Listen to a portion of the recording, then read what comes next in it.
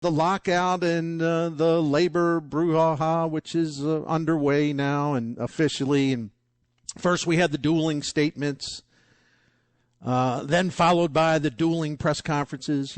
Rob Manfred first, Tony Clark second.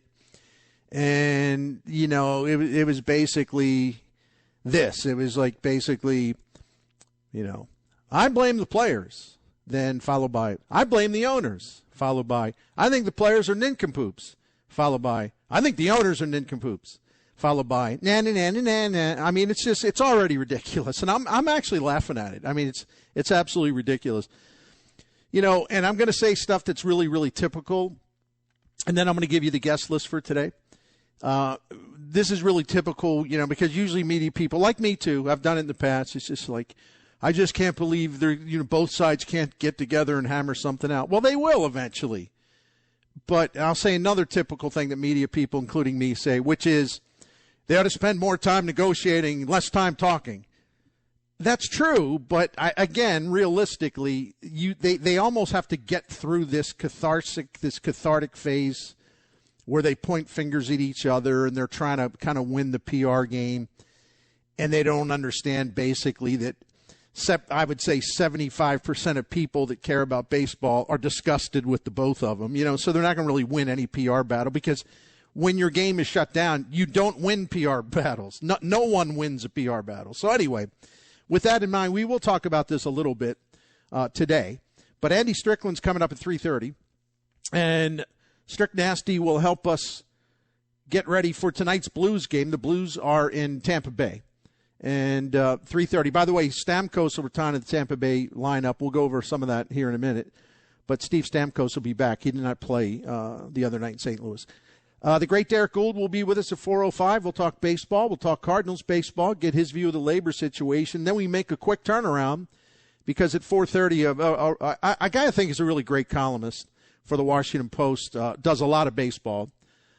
His name, and you've probably read him or heard him, is Barry Zverluga, and he'll be with us at 4:30. So, with that in mind, why don't we turn to some of the events of the day? Well, there's the lockout. I'm not going to give a long lecture on that. We're going to talk about it more often later. The only thing I'll say right now, without getting really too deep into this thing, was that look, there's been lockouts before. There was a lockout in 1989, for example, and they got things started. I don't restart it. I don't know about this theory. Look, it's been 26 years of labor peace. Like 89 was the last time there was a lockout. That's why I brought it up. I don't know about this theory that Rob Manfred has. It was like, hey, by doing this, this puts pressure on everyone, and to make a deal. And what he really means is put pressure. He's going to make the players sweat. That's what he meant. He's basically said as much. I don't think it's really quite that easy. And if anything, I think it'll work the other way, because the closer it gets to spring training, it's really going to make the owners sweat. You know why? Because all these municipalities in Arizona and Florida built these pretty impressive spring training headquarters. These like stadiums, complexes, all this stuff. They're all over Arizona. And they're all over Florida.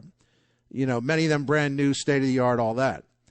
Well, in exchange for that, baseball's owners promised to play more spring training games. And spring training games used to be kind of like, okay, we got to get the players ready. Oh, okay. Actually, spring training has become a real moneymaker for the owners. I mean, it really has, because players don't get paid until the start of the regular season. They don't get paid for participating in spring training. The owners then get every nickel that comes from game tickets, that comes from parking fees, concessions, other promotions. This has become a really prosperous form of revenue for the owners. So the players don't lose anything really, other than maybe a chance to latch on for a job real quick if this thing spills over into spring training. The people that will lose financially will be baseball's owners. So it's one of those things I just wanted to bring up. I think it's worth mentioning. And I also saw something that there was a quote from Andrew Miller, who I like, I think is a class act, the Cardinals, I'll say former reliever now. He told The Athletic, the owners, they're in it to make money. As much as we'd like to say they're in it to win championships and they're in it for the fans and all that stuff, I think their actions show that the money is incredibly important. They're all very wealthy because of that. We've got some work to do here. Now, look, I got to call timeout on this. I understand the point he's trying to make, but the players aren't in it to make money. I kind of think they are, which is one of the reasons why they're trying to negotiate a better form of payment where players will make more money earlier in their career and get paid while they're in their prime for what they're worth or a lot closer to it, rather than wait. You go through 6 years till you get to free agency, and depending on your age, your value by that point can be down. It depends on, like the baseball middle class, let's call it. You won't make as much as money as you would earlier in your career had there been a different compensation system. So the players are fighting to get more money, and they should. That's cool. I don't have a problem with that. But this is what I'm talking about, kind of the spin, the attempts at spin and the kind of back and forth. Well, of course the owners are in it to make money. Whoever said they weren't, right? But the players are too. And there's plenty of money to go around. I mean, this offseason, we've already seen, and there's a hold on this until the end of the lockout, but we've already seen 6 free agent contracts worth at least $100 million. Last offseason, there were only 3 such contracts. So they've doubled the amount already of $100 million plus contracts. Teams have spent an estimated already this offseason, during this recent frenzy, they've spent an estimated $1.6 billion on free agents this offseason, and really you can tack on another $600 million that teams have laid out to extend the contracts of players already on their roster. So we're already over $2 billion, and last year in 2021, players collected an estimated about $3.2 billion in total salary from MLB teams, the 30 teams, as they should have, because the revenue has never been higher and the owners can afford these investments, and the owners remain, they'll deny this, but they remain comfortably profitable. So I'm all in favor of players receiving as much money as they can. And, yeah, I understand why they want younger players, in-prime players, to get the big money at that time rather than wait till they're older and then their value is going to be reduced. And that has been the way of baseball. And by the way, I don't blame owners and front offices for that either. Why pay a player for what he's done instead of paying him based on what he is worth at that particular point? I mean, that's just smart baseball decision making. So, again, back to Andrew Miller, yeah, the owners want to make money. Absolutely. So do the players. That's why you're all haggling over this. So let's not like frame it as only one side wants to make the money, Yeah, what are you? Are you guys getting like an allowance? I mean, it was like, as a team owner, slipping you $50, telling you go buy yourself something nice. No, you're getting paid great, and you should get paid more. Because one other thing about this, and I promise I'll shut up about it, because I think if we talk about this too much, and not only today, I think today it's cool to talk about it, but as time goes on, we talk about it too much. I think it actually bore people to tears. I think it's a turnoff. Unless there's some big, huge event that warrants scrutiny and commentary. But, if you go back 25 years, and this was around the time that they came out of that stupid, horrible time where Bud Selig canceled the remaining part of the 1994 World Series, including the 1994 season, including the World Series. When they finally negotiated a new CBA, they vowed they would have peace, and all. They learned a lot, and actually they did, because the game has not been interrupted since that awful 1994. But at that time, the players were getting a 52% share of all revenue compared to 48% for the owners. The owners weren't happy with that, so they have gradually over several, how it already is, collective bargaining agreements, they've kind of chiseled away at the system in a way that benefits them. And the players didn't really put up much resistance. In fact, Rob Manfred and his people took the Players Association to the cleaners the last time out. But anyway, remember that 25 years ago, the players were getting 52% of the revenue that was coming into the game. And as we look at it today, that thing is like flipped dramatically. The owners are getting 57% of the revenue and the players only 43%. And in that context, while I understand why the owners way back when wanted to kind of even that out or even get the upper hand, I certainly can understand why the players think that this should be leveled off, right? There's a ton of money. There's a ton of money. It's just how it's divided. And if I were a player and I've gone from having 52% of the revenue going to players and now it's 43%, yeah, I would want to try to even it up a bit. So these people are not – I'm not going to demonize them. I'm not. I will call them out, though, when they say things like I saw that Andrew Miller said, who I like and respect. You know, both sides want money. Both sides want to maximize their opportunity in this game, whether it's an owner or a player, while they still have earning power or while there is revenue to scoop in, right? So that's it for now, talking about this stuff. What's next? Oh, I know what's next. How about the Chicago Cubs? I'm serious. How about them? And, you know, I felt all along that Marcus Stroman would have been really a terrific addition to the Cardinals. You know why? Because, first of all, the dude's really, really good. Second of all, he throws a lot of innings.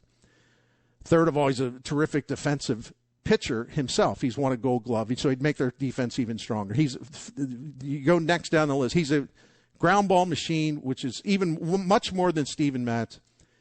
He would have been perfect in terms of fit for the defense of the Cardinals put on the field. The other thing, the guy is a tremendous competitor. He's got tremendous energy. He's intense. He loves big games. He loves competing in the postseason. He wants the ball at the most important times. His teammates love him. He's very engaging. He's got a real fun personality. He was on Twitter last night after he agreed to terms with the Cubs. He was on Twitter last night shouting out to Carlos Correa, talking about how they need a shortstop and, you know, hollering out like, you know, we need you, dog, come to Chicago. And so he's already trying to recruit Correa, and I don't know that would work. But here's the thing. With the Cubs signing Stroman, and here we all thought, most of us anyway, the Cubs were in some form of rebuilding, not a total tank job type thing, but they were going to scale back, and it would take them a couple years maybe to get up and running. They're going for it now. When I say going for it, I mean, I'm not necessarily saying, hey, man, we're going to go for the World Series this year, but there is no timetable for competing to win and competing to get into the playoffs. They've made that clear. That 2022 is on that grid. They're going to go for it in 2022 and be as good as they can be. And they proved that by picking up Wade Miley. Now they prove this by signing Stroman. And before I would have said, there's no way they'd sign Carlos Correa. I don't rule anything out now. They have all the money that they would want to have to do something like that, and he still doesn't have a job. And what do the Cubs need to do? They got to improve dramatically, among other things, improve their infield defense dramatically. So the Cubs have kind of turned the tables a little bit, and I think it's very, very, very interesting. You know, in Keith Law's opinion, Marcus Stroman was the top free agent starting pitcher available this year, and the Cubs got him for a 3-year, $71 million contract that averages about $23.6 million. Now, it can be a 2-year contract because he opts out. He could opt out after the 2023 season. The point is, you pay a pitcher $23.6 million. Yeah, that's a lot of jack. That's a lot of money. But your liability is very limited because simply it's a 2 or no longer than a 3-year deal. This is not a 5-year contract or a 6-year contract or a 7-year contract. He's 30 years old, and he can pitch his heart out the next 2 or 3 years at a rate that I think is perfectly reasonable. And it's really reasonable because it is a short-term commitment. You know, it's one thing if you're paying a guy 5 years, 6 years at $25 million a year. Well, the risk factor is much higher then. The risk factor is minimal here. And you know, Stroman's been a really durable guy. So I think this was a great move by the Cubs. I think it would have been a great move by a lot of teams, including St. Louis Cardinals. Now, I don't know if they had the opportunity to make the same kind of deal. I don't see why they wouldn't have. but they went in early for Steven Matz, 4 years, $44 million. In that sense, they have a longer liability because it's, maybe twice the length of what the contract he'll have in Chicago, granted at a lower annual average value. But my point is, the Cardinals wanted to get someone. They wanted to take care of this early to address their rotation. And as it turns out, their arch rival, historically and now, surprisingly, given where the two teams are, the Cardinals supposedly a team that thinks it can win a championship, and the Cubs supposedly sort of in transition. The rival that is not on the cusp of, they think, winning a World Series, the rival that really did do a sell-off last summer of all their pending free agents, that's the team that ended up with the better pitcher, that went for and got the better free agent pitcher. Does that make any sense? I mean, does that make any sense? I mean, if they had a chance to make that kind of deal, shouldn't Marcus Stroman be a Cardinal? Maybe they didn't have that chance. But I'm talking about this matter. It's like a matter of principle. The good news is they signed Steven Matz. The bad news is apparently that they're like, well, that's it. We fixed our rotation. So maybe even if they had the opportunity, maybe they passed because they figured, hey, we got our rotation all ready now. Okay, we'll see how it all works out. I think it's pretty exciting just for the NL Central, because this thing's going to be a lot more interesting than I thought. And the Milwaukee Brewers, by the way, if you missed this, and really these are the last transactions we can talk about for a while, depending on the end of the lockout. But I don't know how the Brewers pulled this off, but they did. They jumped into action, giving up 2 okay prospects and dumping outfielder Jackie Bradley Jr.'s salary by sending Bradley back to Boston, and they land corner outfielder Hunter Renfroe. So they dump his salary. They save, when you do the exchange, what Renfroe's making and how much money they owed Bradley to play next year. Now the Red Sox will pick up that, plus the following year. I mean, the Brewers at least immediately saved around $10 million in this swap, payroll-wise. And Bradley had one of the worst seasons offensively in the history of Major League Baseball in 2021, and that is not hyperbole or exaggeration. It really was statistically one of the worst seasons on record. And while Renfroe has never been like, I'm going to take a walk here, I'm going to get on base, blah, blah, blah, blah, blah. No, he's not that guy. But he slugged 31 home runs for Boston last year, and in 6 Major League seasons, he's got a career slugging percentage of .490. That was one hell of a maneuver by David Stearns and that front office. And they do this stuff all the time. They are alert. If there's an opportunity, they jump on it. They don't seem to calibrate that much. I don't think the Cubs are calibrating. I think the calibrating Cardinals are calibrating as always. So it's always fun for me to see the other teams in the division go for it. Maybe those moves will work. Maybe they will backfire. We'll just have to wait and see. And baseball's going into hibernation, the worst kind of hibernation during this lockout. So we can't, we're not going to get any answers anytime soon. I just hope they get this stuff resolved by spring training.